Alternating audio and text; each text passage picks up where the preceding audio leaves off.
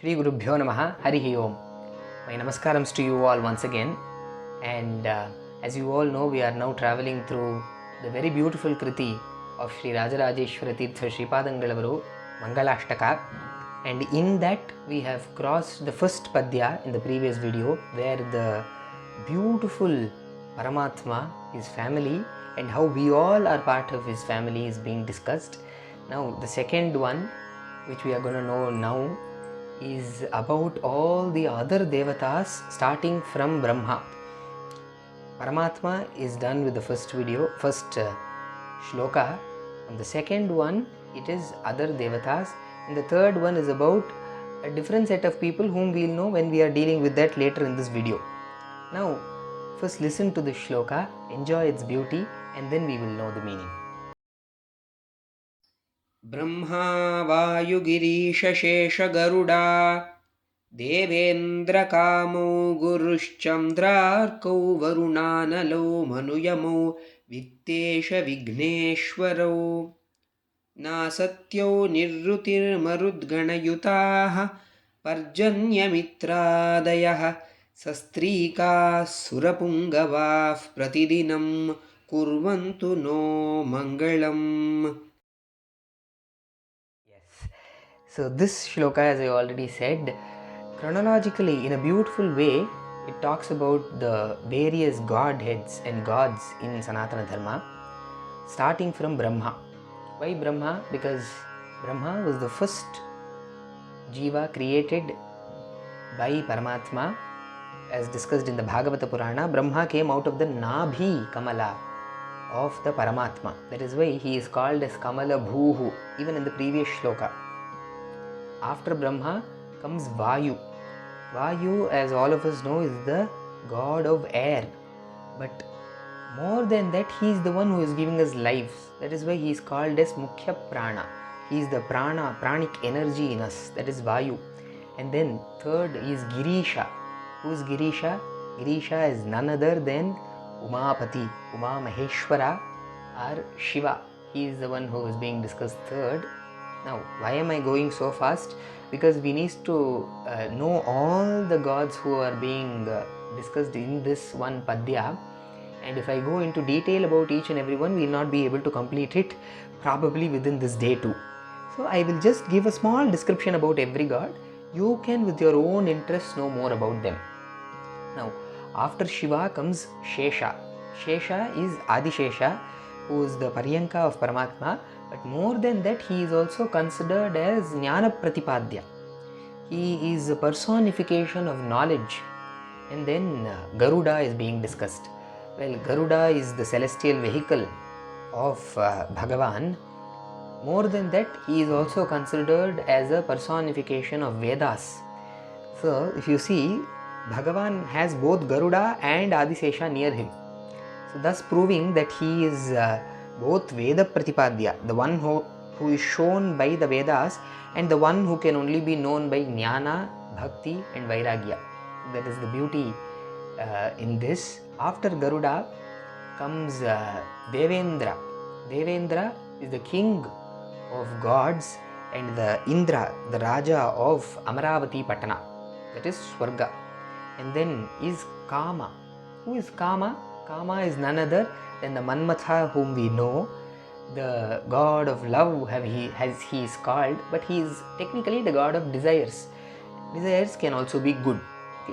Kama doesn't necessarily mean lust or anything bad, it is also good. And then comes Guru. Well, Guru is Brihaspati Acharya, who is the Guru of Devatas. And Devendra Kamo Guruhu, after them, it is Chandra. Who is Chandra? It is very obvious. It is the moon god who is being praised over here. And then comes Arka. Arka is also called as Bhanu. You would have known now. It is sun. Chandra, Arka, and then it is Varuna. Varuna, technically we associate him with us as a god of rain. But Varuna is actually a god of waters, of seas and of oceans, of rivers and water bodies.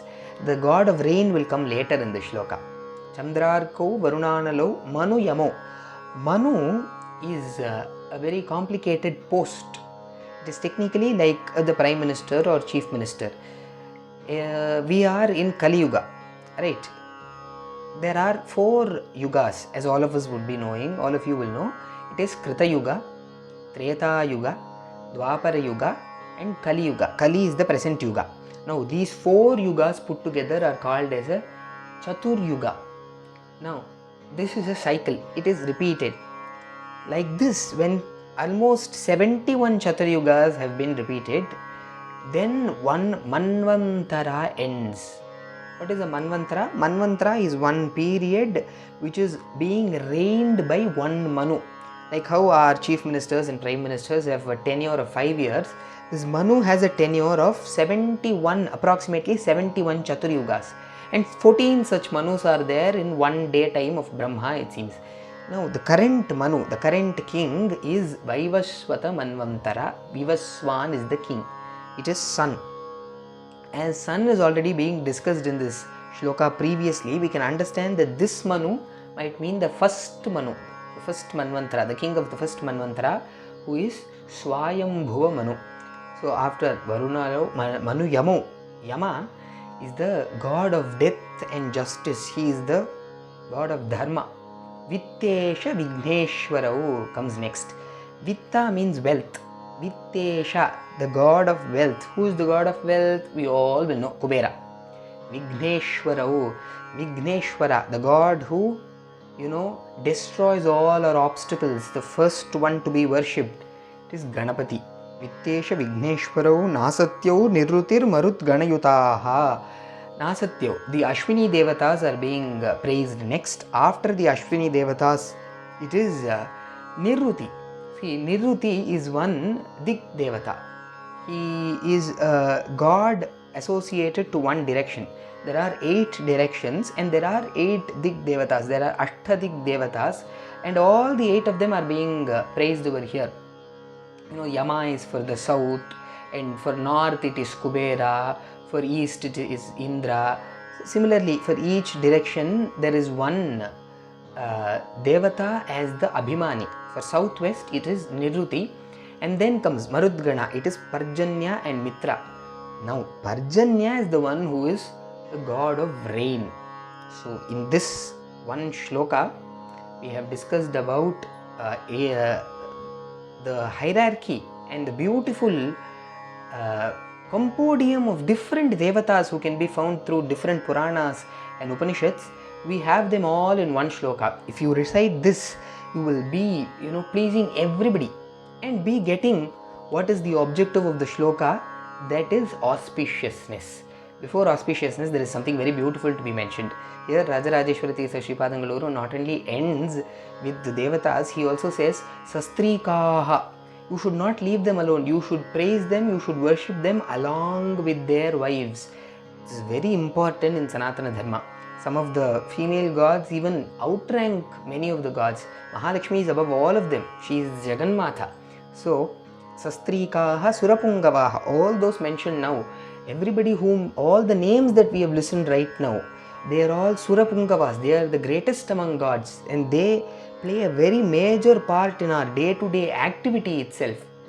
Such Surapungavaha, let them Kurvantu no Mangalam.